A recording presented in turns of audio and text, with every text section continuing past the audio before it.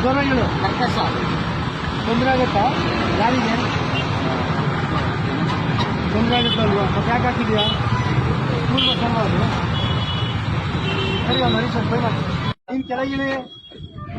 ಹೊಡ್ತೀನಿ ಅಂತ ಅರ್ಥ ಕೂತ್ಕೋ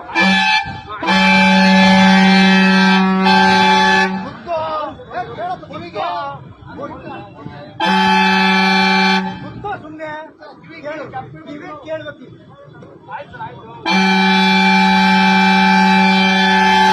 ಖುಷಿ ಅನ್ಸುತ್ತಾ ಹರೀಶ ತನ್ನ ಕೇಸ್ ಹಾಕಿ ಬಾಯ್